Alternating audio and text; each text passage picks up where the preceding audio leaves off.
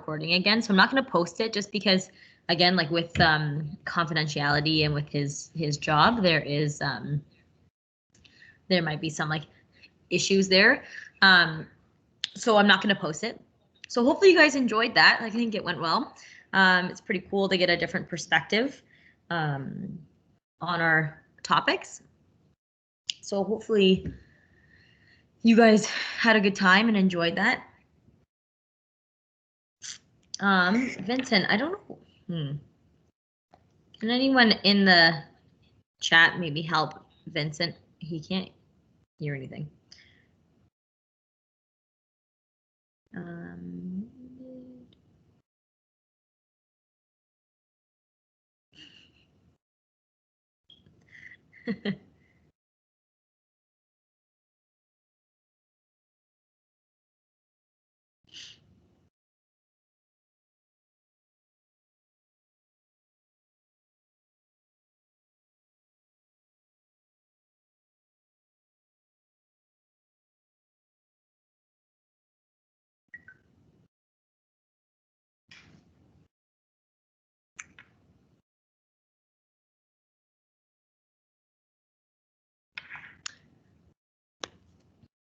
Okay.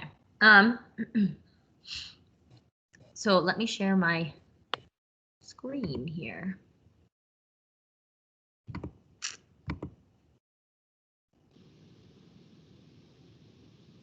Okay. So hopefully you can see that.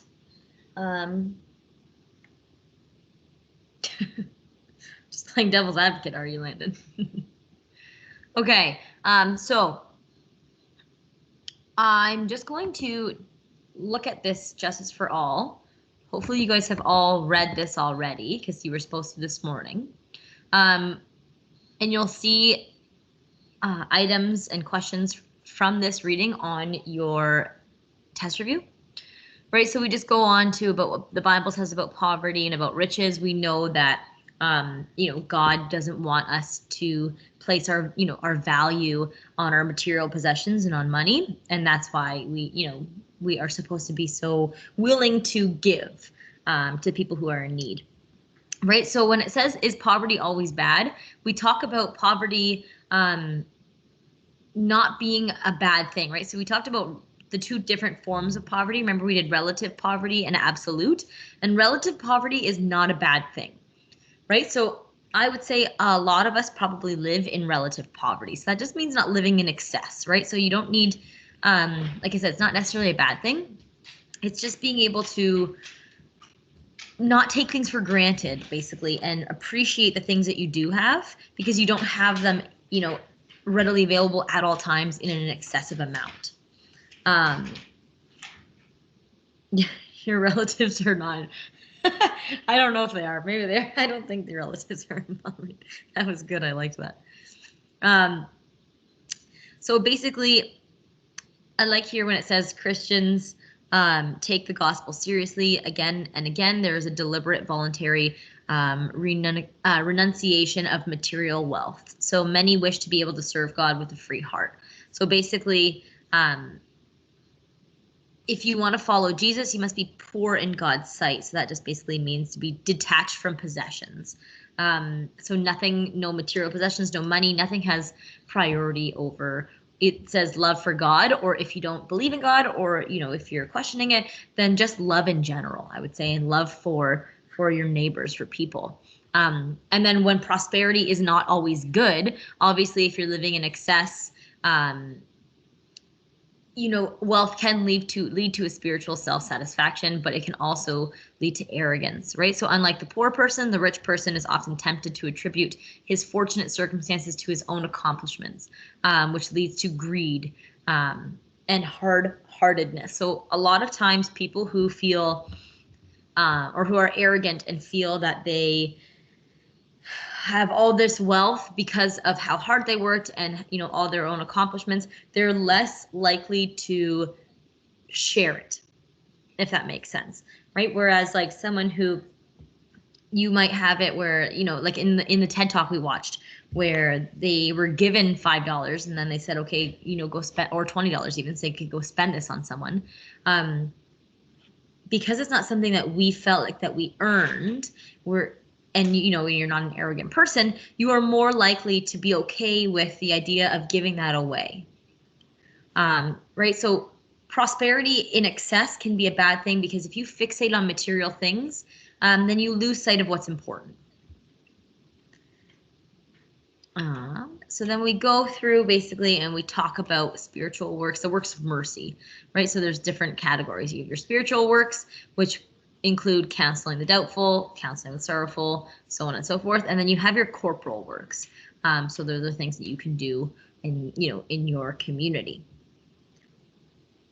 So it talks here, right? So Christians are therefore, we're deeply motivated to do everything possible to alleviate the suffering of others. That's because when we talk about remember Jesus being our role model for decision making, and that's because he did everything with love in his heart. Knox, quit it. Sorry, he's licking. It's annoying. Hey, stop. And so with the fact that Jesus is our role model for decision making, then we know that we're usually very motivated, and people in general, like if you're a good person, you're generally pretty motivated to do everything to help others, everything you can.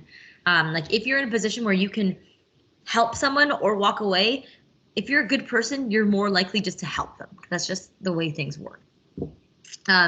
So in doing so, we take as our guide what's called the works of mercy, right? So you can help person to person, but it's also possible through donations and indirectly to help poor people survive and live in dignity. So hopefully this all makes sense to you. Yeah, so I don't think we really need to talk too much about it, right? So it says, from greed springs all crimes and wrongdoing. So, a lot of the time, criminal activity is the basis of it is greed, unfortunately.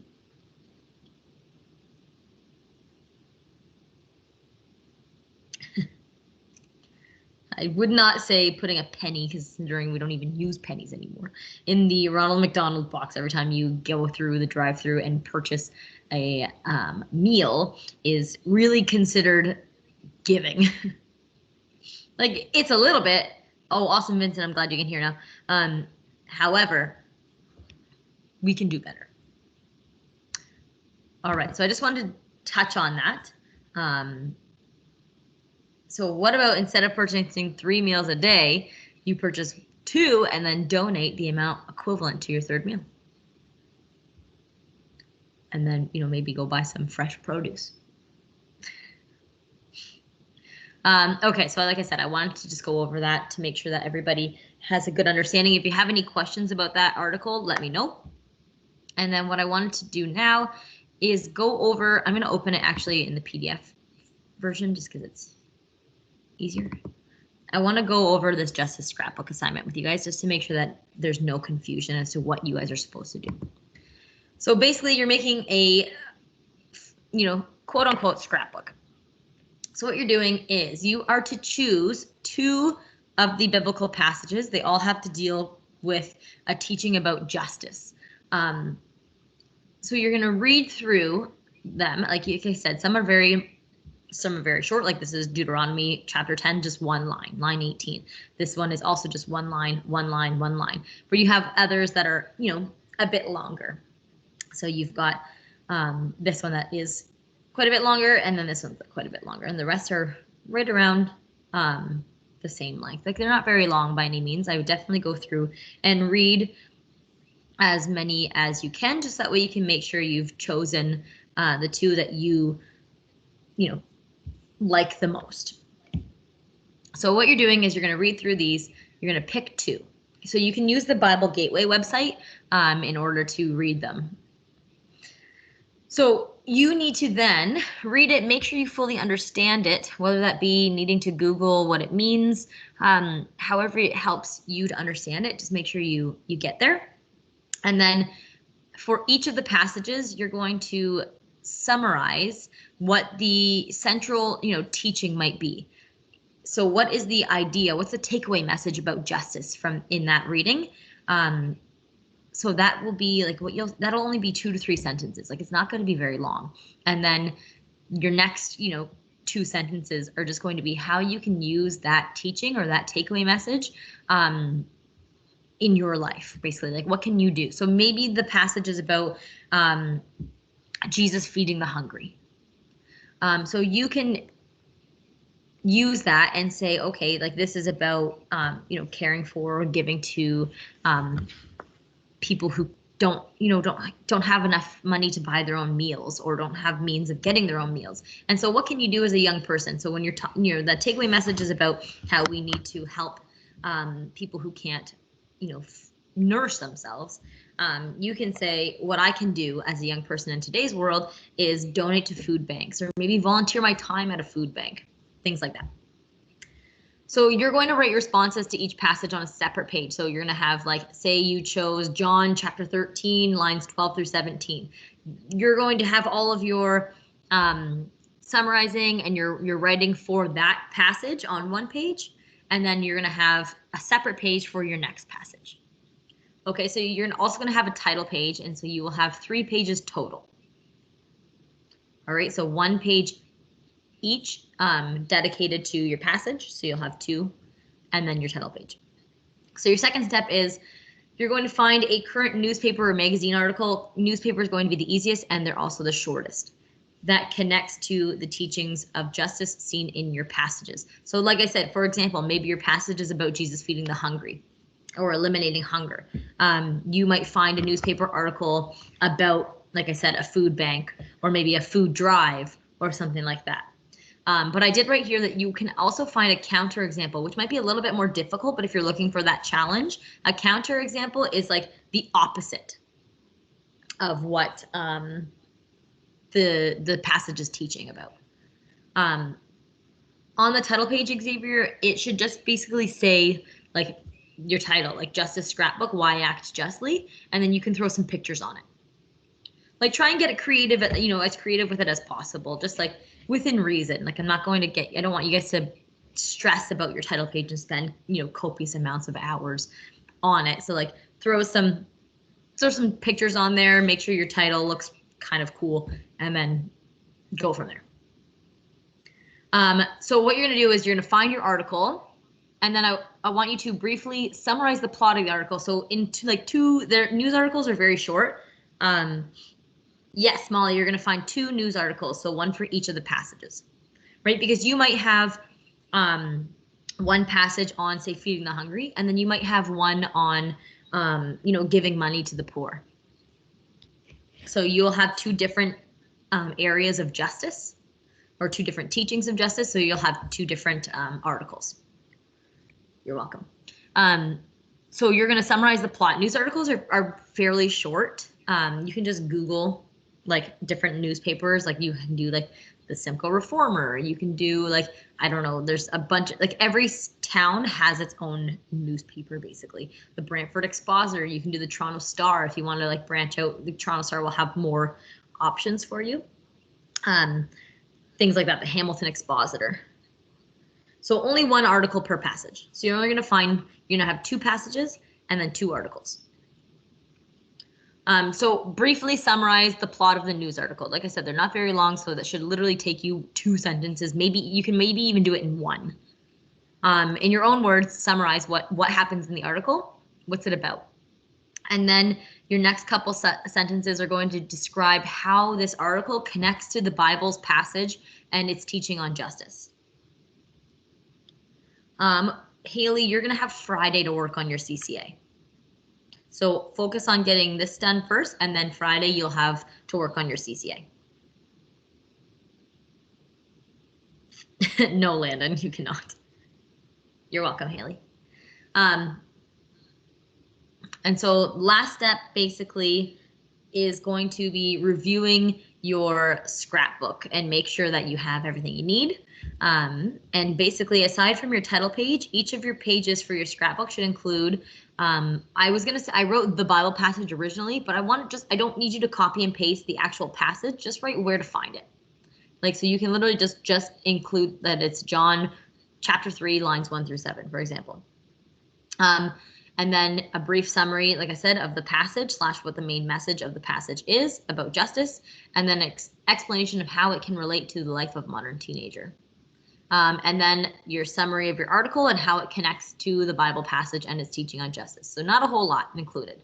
So this is kind of, it's super blurry because I stretched it out and it just went all wonky, and then I changed one thing. So that's why this one is not blurry. But so literally you're just going to have, you can have your little title up here, like Why Act Justly. Your passage could be right here. So it could say John, chapter 3, lines 1 through 7. And then this little section might be the summary of your biblical passage. So explaining what the main message is about justice, and then, how you can use that in your life. And then next will be your summary of your newspaper article. And then, the plot line. Then underneath you can say, like, if you want it all in one paragraph, that's fine. If you want it in a separate, you can just say then how this basically article connects to the Bible passage. Yeah, to justice. So hopefully that makes sense. It's not a lot of work. It's very straightforward. So don't think too much about it. If you're thinking that you're doing it wrong, or that you're just overthinking it and you think it's way too hard, trust me, you're overthinking it, because it's not difficult. It's quite literally, like I said, read the passages. And if you Google Bible passages on justice and you find one that you like better and it's not on this list, just run it by me. That's fine. But like I said, don't think too much about it. It should be fairly straightforward. So your CCAs are due. Let me pull it up in my email. I got an email the other day. If I can find it. I think it's this one. Yes. So this is our school calendar. So you'll see this is where we're at. We are on Wednesday, January 13th. And then next week you're still online, but you have, next week is your last week with your week B classes, basically, right? So you've got Monday through Friday, but then when we're right now supposed to return on the 25th, is that going to happen? I'm not sure. But if we do return on the 25th, you are still in your week B class. So you won't be in my class yet. So you'll have the 25th and the 26th with your week B class. And then we are together the 27th, 28th, 29th, and then the following Monday. So I'm going to make our CCAs due the 29th of January. If you hand it in on the Monday, the February 1st, I would be okay with that as well. All right, so you still have all this time to work on it. So you're gonna have all day Friday dedicated to your CCA. And then since we're virtual and you're at home, you can, work on your CCA. You'll have access to Canva. You can work on it whenever you want, right? Basically, right? But I will show you, I did do, because you guys had a day in the library already before the break, whereas my week B class didn't. I went over Canva with them virtually. And so there's a video that I made because it was our meeting and I recorded it, but I went over Canva and how to use it and everything. So I will post that video because I made a title page in the video, and I started, I made other pages and I started basically making a CCA. So I'm going to post that in video for you guys, even though it's week B. It's from my week B class. It's going to be helpful for you just to kind of remember what to do. So I'm going to post that for you guys on our D2L page, like on the home page. Probably I can do it later today, but definitely before Friday, just that way we can look at that, and then you can kind of go back to that if you're struggling at all. But yeah, so hopefully that helps. Like I said, we're going to make it due on the 29th. If we're face-to-face and you can print it and hand it in to me, amazing. If not, I will have a Dropbox on D2L that you guys can use. Okay. So hopefully everybody is good with that. Does anybody else have any more questions about that before we jump into our next note? Okay, good. So today we are talking about obedience. And this is it's not a very long note. So if you're writing it by hand, that's fine. It won't take very long. Okay, so ideally we would do this in a discussion format if we were face to face. Oh, Claire, you can't see my screen. So Claire, if you go over to like view participants, like the little icon at the top of the screen that kind of looks like two people, go to my name and then on the three little dots, make sure you click pin. No, Molly, the title will be, where is it? Who should I obey?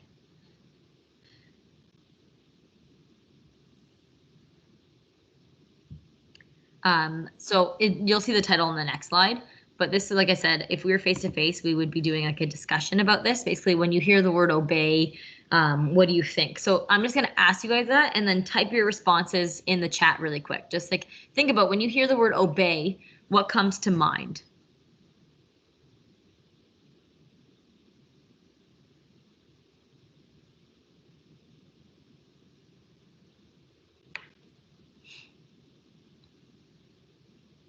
Yes, parents. That's also one of the 10 commandments, guys, right? We're talking about obeying our parents.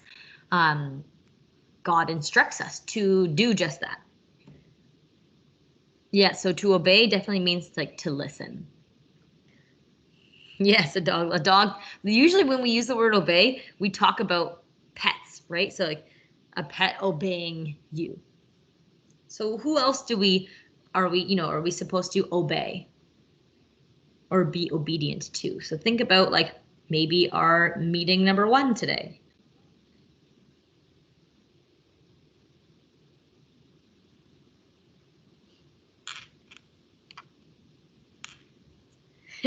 Yes, you're supposed to listen to your teachers. Like you're supposed to obey your teachers. Yes, I don't think I'm very strict either, but yes, if like we ask you to do something, generally you're supposed to, obviously if it's within reason, you're supposed to obey it. Yeah, we're supposed to obey God. The law. Yes, we are supposed to obey the law. You have to obey the law. Who is this Gus? Yes, there are people, remember we already talked about it last unit, and then we dove into it a little bit more this unit. We talked about legitimate authority. So there are people in the world in authoritative positions that we are to obey.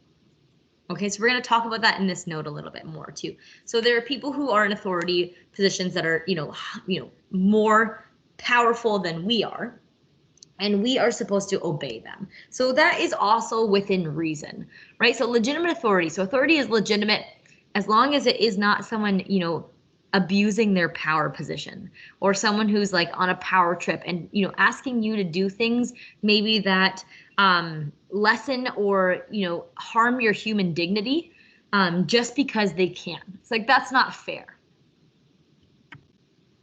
So who should I obey? So obedience, you want to star this definition because I'm sure if you've downloaded your test review, you've seen it on here.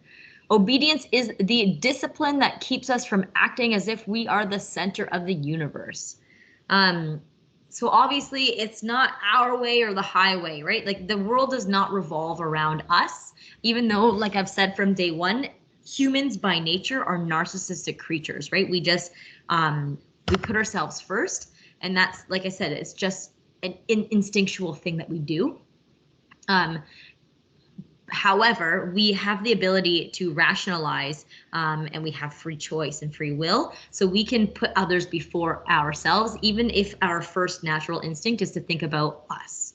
But we know that the world does not revolve around us. It's not our way or no way. We know that there's obviously laws and things that are put into place to keep a social order and to keep people at bay and people, society running smoothly. And so obedience is just that. It's a form of discipline that keeps us from creating chaos. So the Greek word for obey means to listen, which is what Joshua said in the chat, or to answer the door. So that's obviously metaphorical, like, so answering the door to like other perspectives.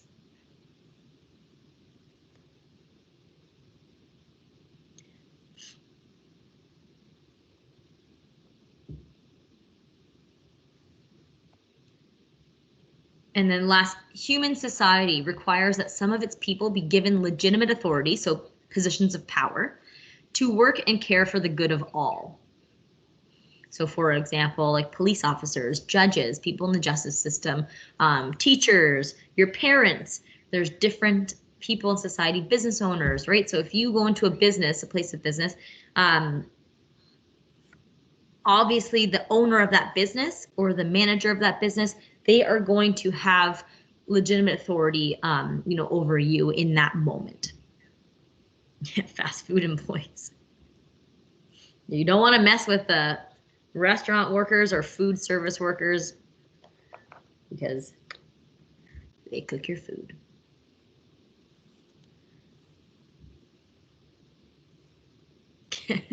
Karens, yeah. The Karens of the world, the way that they are, like, Karen as a, figurative, metaphorical, person, they do not have legitimate authority, nor do they exercise legitimate authority.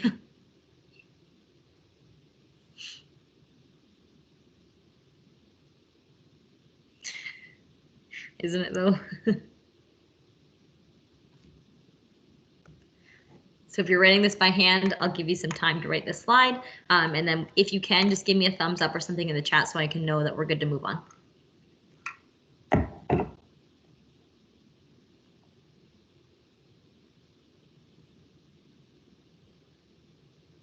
Also, Landon, I just saw your background.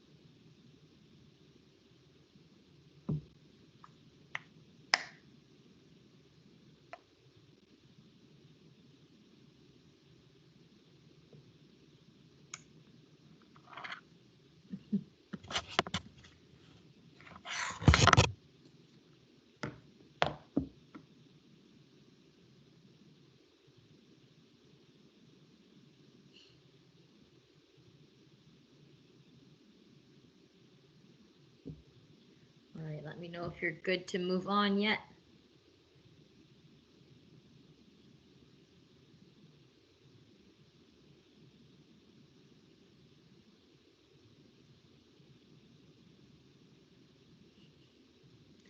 It's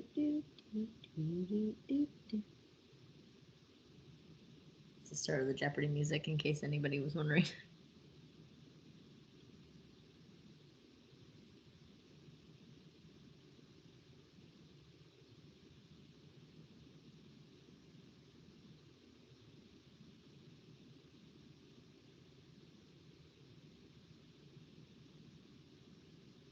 I know, R.I.P. Alex Trebek. You have to say it like that, Alex Trebek.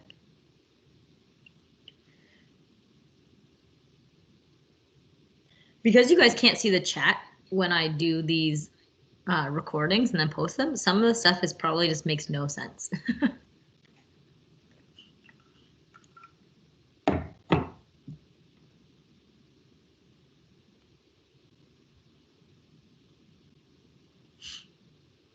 All right, are we good to move on? Hopefully.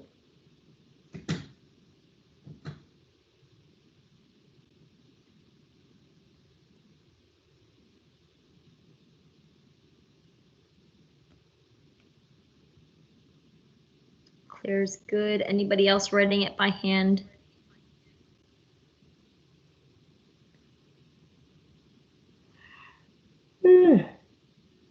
Guys. Julia's good.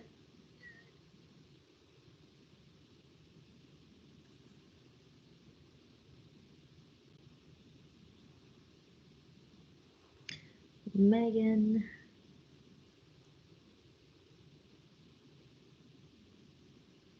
Molly. Awesome.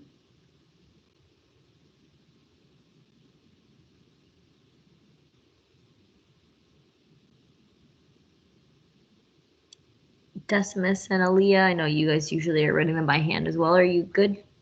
Same with Asher and Ryerson.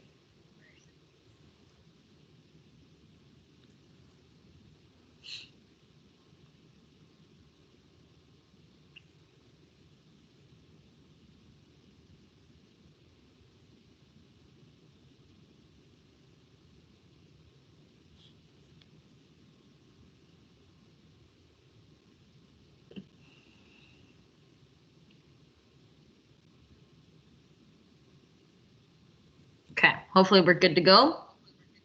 I can always go back if we need to.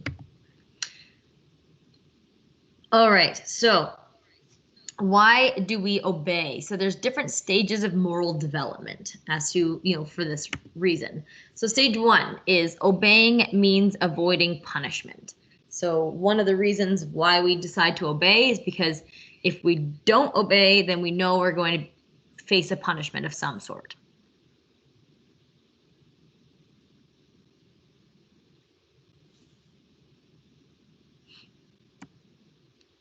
Stage two, obeying based on looking respectable and living up to the expectations of others. So we have a drive to be a nice girl or a nice boy, like we have drive to be, nice people or good people. So it's more like about, obedience based on optics, right? So we want to make sure that we are living up to what people expect of us.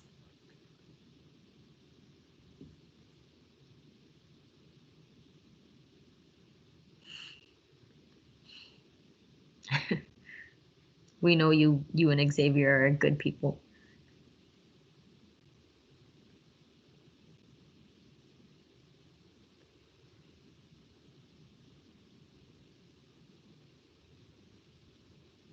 And then last stage three in moral development is we also obey then because the rules reflect who we want to be and they reflect what we personally value. Right, so you're not going to obey a rule or something that it's unrealistic or something that is going to make you seem like a bad person or steer you away from being the person you want to be. Think about like moral development being like what's right from wrong, and then this kind of makes a bit more sense if you're looking at it in that way, right? So to number one, to avoid punishment. So obviously we know that if we disobey morally, that's wrong, because it's something we'll be punished for. Number two, being based on looking respectable and living up to the expectations of, wanting to be a nice person. So we know that, that's the right thing to do. And then stage three, obviously, because the rules reflect who we want to be and they reflect what we personally value.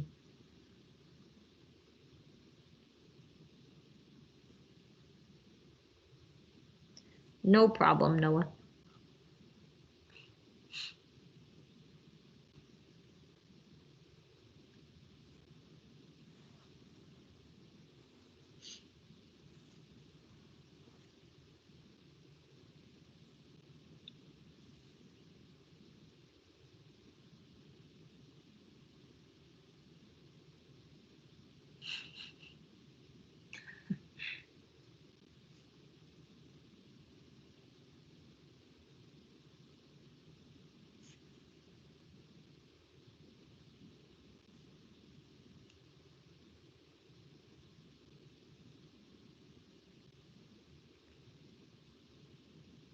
Yeah, yes, Landon, you should.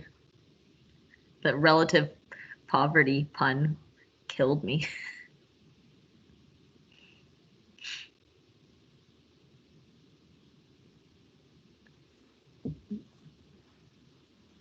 How we doing? Does everybody renting it by hand have this slide down?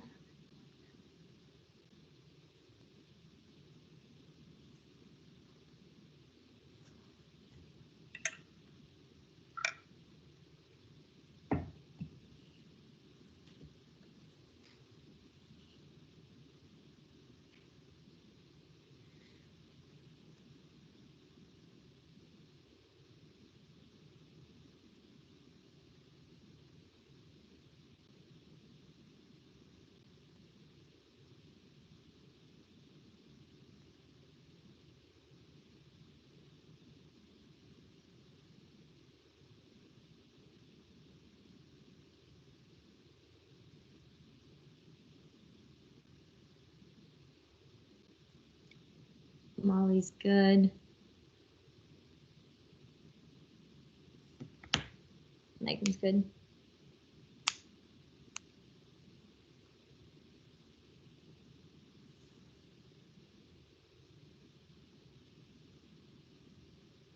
Aaliyah and Julia, are you guys good? Got this slide down?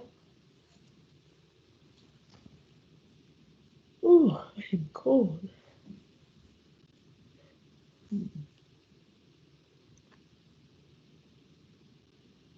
Julia's good. Aaliyah, all good? Perfect. All right. So legitimate authority and common good. Like I said, we touched on just the definition of these two terms last unit. We're diving in a little bit more in depth, I guess, this unit. So we are called to obey all legitimate authority. So remember, authority is legitimate as long as the people that are in a position of power are not abusing that power. So parents, teachers, police, the government, the elderly. So, when people say like, listen, you respect your elders or listen to your elders, that's what we're talking about. However, if, a senior citizen comes out and starts yelling at you and getting mad at you for doing something that is not wrong at all, you weren't in the wrong whatsoever, that would be illegitimate authority. That's being just being stubborn and ignorant. So legitimate authority needs to serve the common good. Okay, so it needs to basically work towards allowing everyone in the community to live up to their full potential. So like I said, common good is the sum total of social conditions which allow people to reach their full potential. So you should already have that definition down from last unit. And so an authority that does not respect its weaker members or does not work to promote good relations among its members is not legitimate. So think back to this morning's meeting and what Jake was saying about the police officers and how they deal with impoverished areas and people who are living in poverty, so maybe homeless people, right? So they still treat them like humans, and that's huge, right? So you need to, like, just because they are a weaker member of society, or maybe they're not a very contributing member of society economically speaking, does not mean that they don't have human dignity. And it's huge and very important for people in legitimate authority positions like police and government to respect that. Okay, so if people or citizens are calling about, like Jake said, about a homeless person or homeless people sleeping somewhere or hanging out somewhere where they're not feeling very welcomed, or they aren't welcomed, the cops don't come and just treat them like not human. They value their human dignity, and they treat them with respect. They just have to do their jobs at the same time. The call disconnected on my phone, so hopefully you guys can still hear me. Give me a second to reconnect here.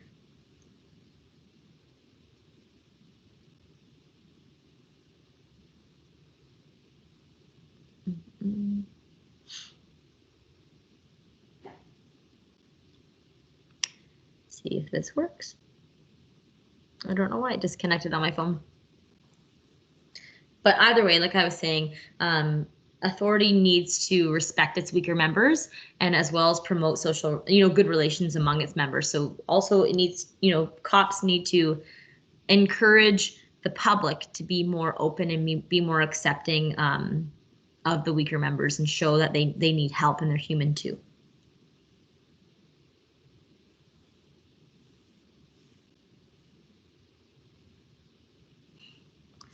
So I'll give you another couple minutes to write this down. Like I said, you don't necessarily need the definition of common good here. Like you don't need to write that down. If you get the first, second, and last point on this slide, then you'll be good to go. And then, like I said, like usual, give me a thumbs up or let me know when you are done writing it by hand so I know that we can move on. Welcome back, Noah.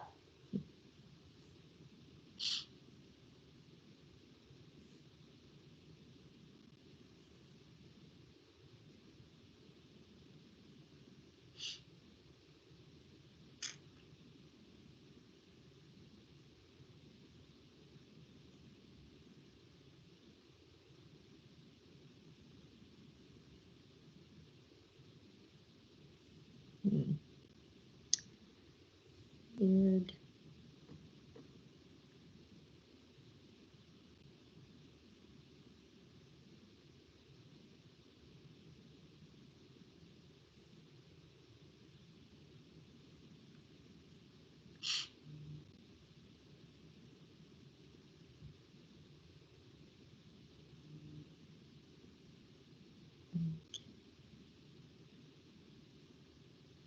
Megan's good. Anybody else?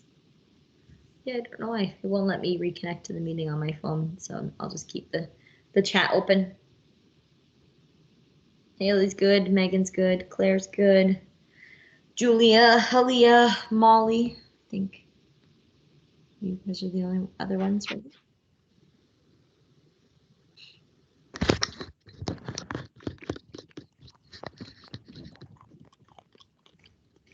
Someone's mic is on, just so you know. We can hear you eating something.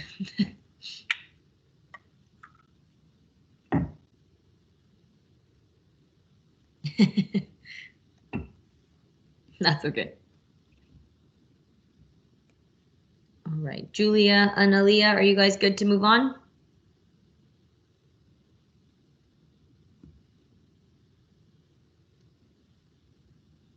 I hope so. Yes. Okay. So obedience versus conformity. So there's a difference. So obedience is as basic an element in the structure of social life. So it's just, second nature to obey, right? So we know when, when you should obey, right? So like if you did something wrong and the police are giving you trouble for it and you're fighting them on it, like, you're being disobedient. Like we just know, because it's a basic element in the structure of social life. We know that we need obedience in order to keep our society moving smoothly. Some systems of authority are required to hold us together, right? So if we didn't have laws or we didn't have police enforcing those laws, society would be chaos. So obedience is following the rules of an authority because these rules represent the kind of person you want to be. So we know this already. To be obedient is you're following these rules because they make sense, right? They aren't asking too much of us. They're not asking something that's unrealistic or disrespectful by any means. However, conformity is where a person follows the rules, but because of social pressure, maybe fear, maybe you're just hoping for a reward, but you privately reject them. Okay, so if you're conforming to something, you're doing something because it's expected of you, but you don't want to do it. You think it's dumb. So think about the people, for example, during this pandemic that wear masks because definitely of social pressure, Because if you go into a store without a mask on, think about the heat that you'll probably get from other people. But there are a lot of people that reject the idea of wearing masks. They think that COVID is fake. They think it's a conspiracy theory, and they think wearing masks is stupid and that it's just a way for the government to control us, which is just mind-boggling to me. However, there are people there that believe that. However, they might still wear them in public just because of their conforming. There's social pressure there that's pressuring them to wear them. They probably are the same kind of people that believe that the earth is flat. So hopefully that example there, that makes sense, where you can see the difference between obeying and conforming. So you shouldn't need to write down the definition, this definition about what obedience is, because you already have it down from a couple slides ago. But make sure you know that these first 2 points and then what conformity is.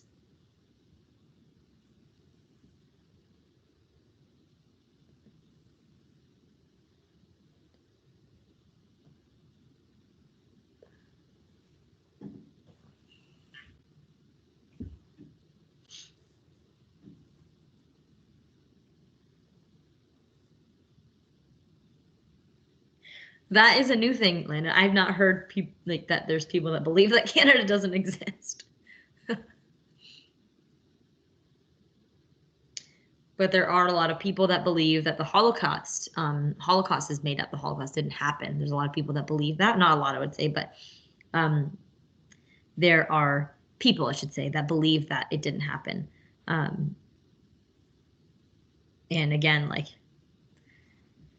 they would fall under the conformity realm, I guess, because it's not like when they're in school and they're learning about it that they're going to stand up and fight the system and say, like, nope, that didn't happen. They might sit there and conform and obey the rules because, or and be respectful, but privately reject them because they don't believe what they're learning.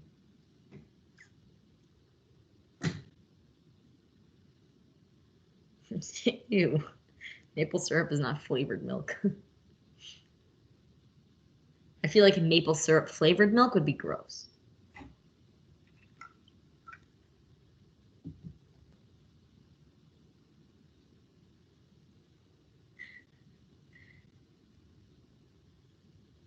I feel like some people from other countries believe that Canadians just drink maple syrup like it is flavored water. No, tree blood. Maple tree blood.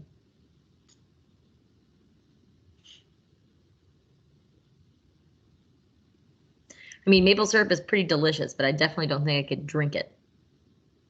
Spray paint again.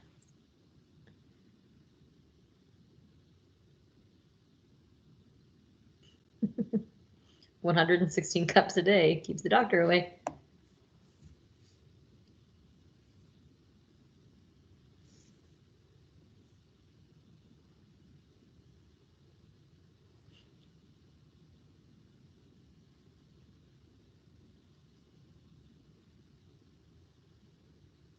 Okay, how are we doing? We good to move on? We understand how obedience is necessary and conformity is not, basically. Like, conformity is, I'm not saying conformity is necessarily a bad thing to an extent, right? So some people, I would rather people who privately reject the rules still conform to them and follow them than, rebel against them, right? So that it keeps society, flowing more smoothly, rather than if they just rebelled and didn't listen at all. So conformity is not necessarily a bad thing. All right, so I saw most people were good to go. So there's some examples here. You don't need to write these down. So a teenager dressing in a certain style because he wants to fit in with the rest of the, the guys in his social group. That would be your conforming. You're conforming to like a, a norm in your social group. Maybe a 20-year-old college student drinks at a party because all of her friends are doing it and she doesn't want to be the odd one out. So maybe you reject that idea, right? You don't want to drink, but you don't want to feel like an outcast, so you'll do it anyways. For example, a woman maybe is in a book club and she reads a book for her book club and really likes it. So when she attends the book club meeting, the other members all hated the book, they disliked it, and rather than go against the group opinion and say that she loved it, she disagrees with the others that the book was terrible. So there you're conforming to an opinion. Ooh. Sorry, I don't know what's happening here.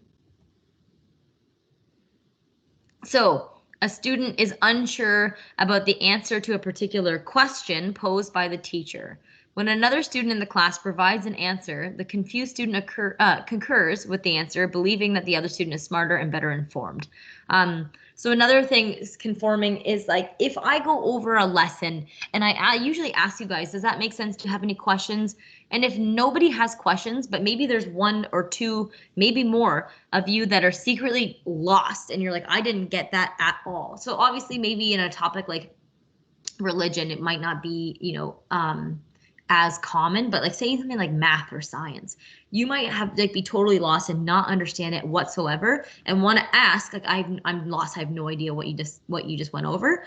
I don't get it at all. But if 99% of the class gets it, then do you think you're likely to put your hand up and say, like, I'm totally lost, I don't get it at all?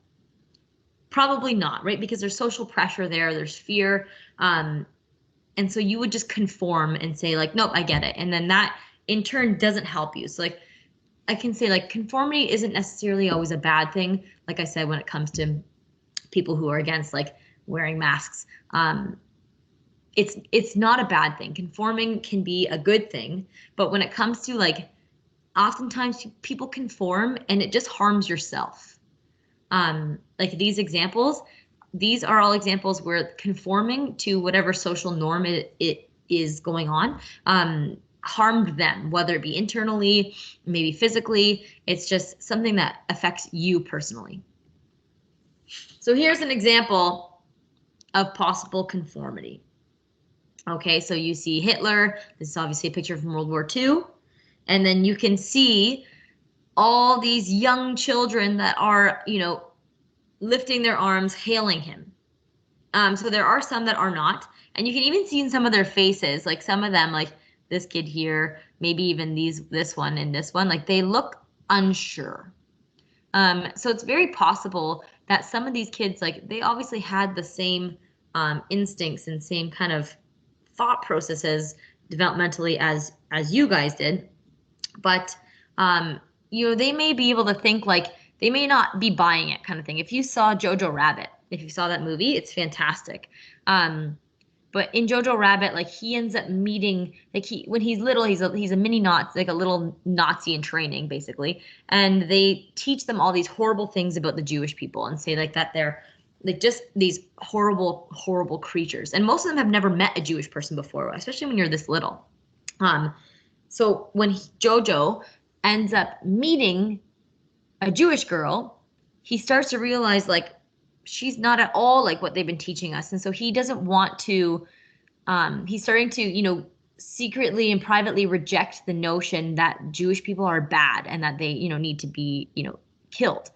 And so in that, movie, he conforms. So he doesn't want to be centered out. He doesn't want to get in trouble. So he conforms.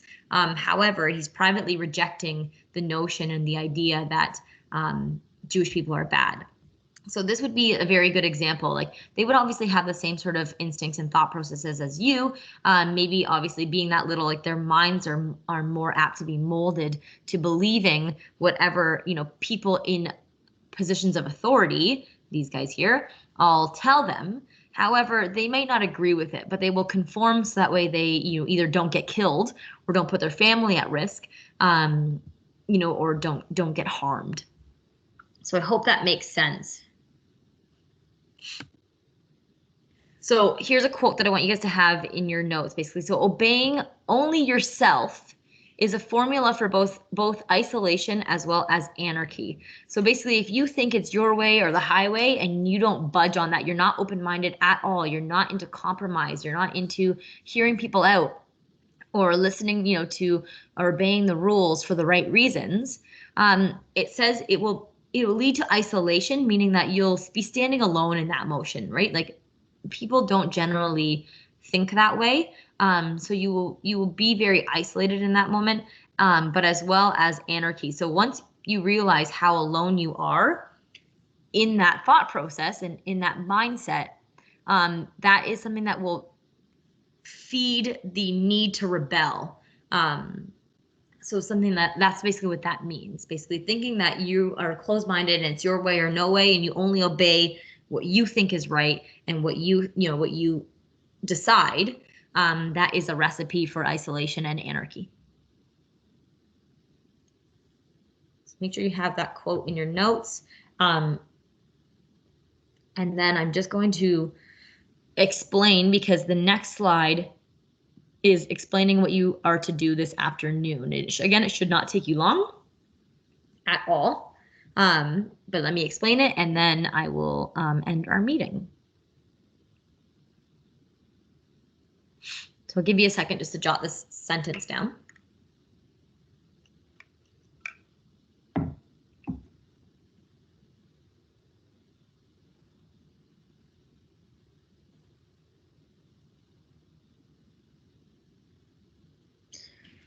Xavier, the test review isn't necessarily due, right? So it's the same as all the tests we've done in person.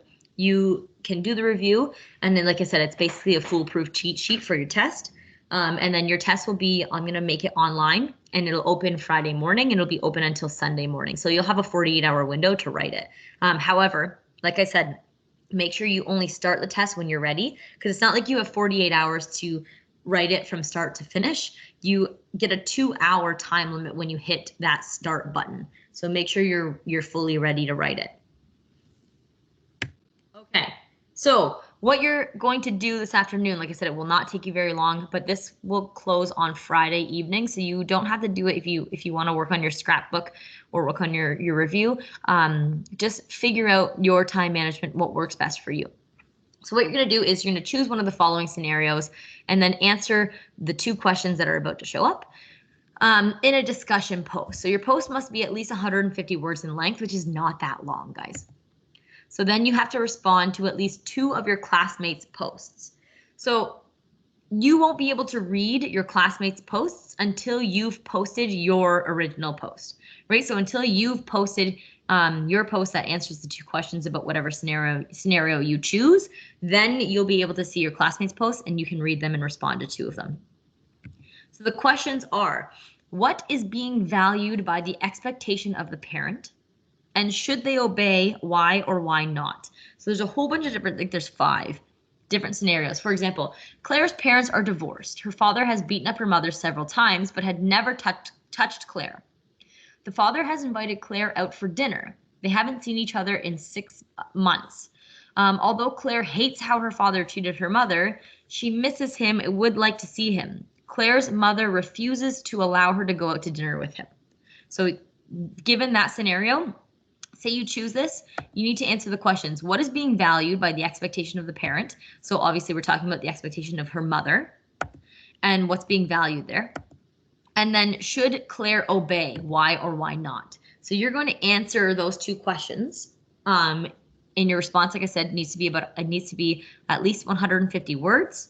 Don't make it super long, right? Because people are not going to want to, read it if it's way too long. So keep it around the 150 to 200 word mark.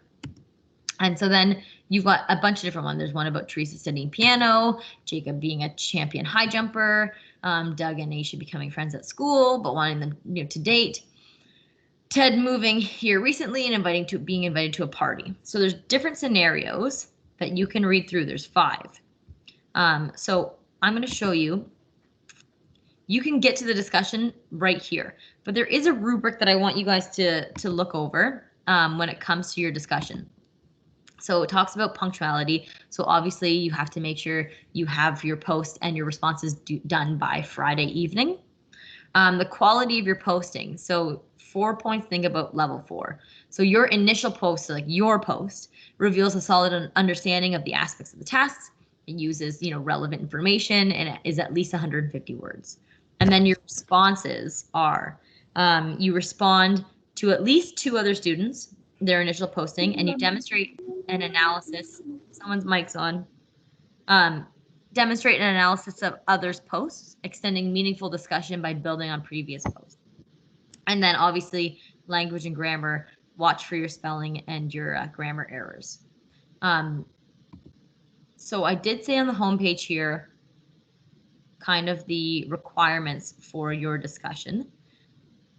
But if you, like I said, when you reply to your classmates' posts, you can either agree or disagree, you can give insight or further information on the post, or you can suggest a recommendation. It's not going to be enough for you to comment on it and say, this is a great post, I agree with what you said. Like, that's not enough. So say, I agree when you said this, and then what they said, and then add to that. I also think this, blah, blah, blah, blah. Or you can say, giving insight, you can say, hey, like your ideas and your thoughts are really awesome. But here, here is another, here's further information or more detail about what you said. So you can just build on what they've said. Or you can suggest a recommendation. You can say, like, I agree with what you said, but what about this scenario instead? Like, or what about this recommendation instead? And then you can also offer them something else, right? Because you're talking about if they should obey or not. And what's being valued. So you could say, I agree with you in that the parent is valuing whatever they said that they value. But what, you can say, but what about if you think about it from this perspective? Maybe the parent's valuing this, right? So you're offering another recommendation. So you can get to the discussion post from here, or you can click right here. So if you click on here, it will take you right to the discussion post. So you can see it's available now, and it will close on the Friday at 11:59 p.m. So you're going to choose one of the scenarios and answer the 2 questions. So the questions you need to answer are those 2. It says post your answers in a discussion post. After you've completed your post, you'll be able to read your classmates' posts. Then you can respond to at least 2 of the posts. I said your responses cannot be as simple as good post, I agree. So there's, again, telling you what you need to do. Attach the rubric here again for if you need to look at it again. So then here are, where they went. What is happening? Sorry. I don't know what just clicked. Something got clicked on it, went all wonky. But here are the scenarios. So they're all right here. And then basically you can see Asher's already done his. You'll just click start a new thread. And this is where you can say whatever you want. You could say, like, what did I call it? Who should I obey? Yeah. You can type the subject as, and then you write your answer here. So I chose scenario number 4. And then you can answer your questions, blah, blah, blah, blah, blah, blah, and then post it. You scroll down, and then you can hit post. So I'm going to cancel it because I don't think you want to read my blah, blah, blah, blah post. So hopefully that makes sense. Like I said, that's what you're doing this afternoon, as well as working on your Justice Scrapbook, and then you can begin working on your test review. So if you click here, your test review will download automatically, so you can open it. So slow. Oh boy. There we go. And voila. So click enable editing, and then if you want, like, you can print it if you want to do it by hand, which is I find might be easier because then you can have the copy in front of you when you're writing the test. But you can also just type right on here, right? So maybe recommend typing in a different color. But what you can also do is, hopefully you guys can see this, if you do the test review on the Word document, when you're writing your test, you can go like this, drag this over here to the far right, and you can see kind of the outline around it, and let go, and then it will give you an option to click on another page. So you can click here, and then you can have the test open, doing your test like on this screen, and then also have access to your review on this screen. So it's side by side. So that way you don't have to be clicking back and forth all the time. Like everything will be side by side. So you can just scroll freely on both. So I hope that all makes sense for you guys. Give me a second here. I'm going to stop sharing the screen. Yeah, if you have 2 monitors, then that's awesome. But for people that don't, I find that that's really helpful. But yeah, do you guys have any questions about anything at this point for me? Anything about your scrapbook, test review, anything about the discussion posts? If you have any questions that you can't think of right now that come to you after or as you're working, just shoot me an email. Or just shoot me an email. And then I'll try to answer you as quickly as possible. So Xavier, things are due. You can see them on the home page along the side here. Everything will show up. So you can see that your preferential option for the poor handout is due tonight. Your Who Should I Obey discussion will be due Friday, and then I'm going to post a Dropbox for the Justice scrapbook, and that will be due on Sunday. So Sunday, the same day that your test closes, that scrapbook will be due, but your test is going to close at 10 a.m. Your scrapbook won't be due till 11:59. All right, so you'll see it show up here. I'll make it right after this meeting. I'll make the, I just realized I was not sharing my screen with you. Let me share my screen so I can realize.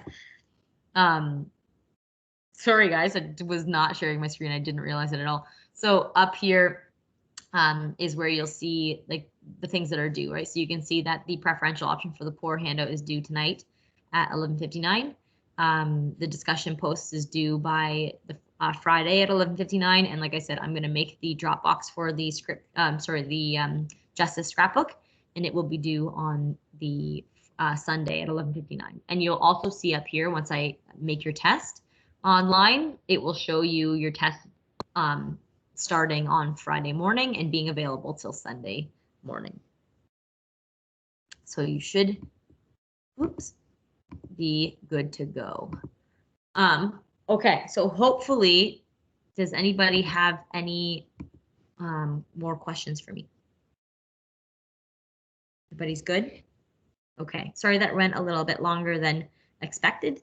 But yeah, you've got everything that we hand in. Yes, so when you hand things in, obviously, like I'm currently this week trying to mark my stuff from last week online and then vice versa, but you will get feedback and marks for it. If you submitted it since it's online, even if you emailed it to me, like I should be able to mark it just right on the computer and then give you feedback. Yes, no, I saw your email that you had issues with the Dropbox. If you guys are having issues with the Dropbox, you can always email me the assignments. I just want to try and eliminate having too many people sending things in in different platforms. Like if we can get the Dropbox working and everyone can do it on there, that's perfect. But if you're having issues with it, you can just email it to me for future reference. But other than that, yeah, you're going to get marks back for everything that you hand in online. And I'm not sure, hopefully, fingers crossed, we are back to face-to-face school as of the 25th. So far, not really looking like it, but I really hope that we are. But yeah, that being said, I think you guys should be good to go. So I will post the recording of this meeting as soon as it emails me the recording. And then I will also post on our D2L, probably not today. I'll do it maybe tomorrow or the next day, or definitely tomorrow, sorry.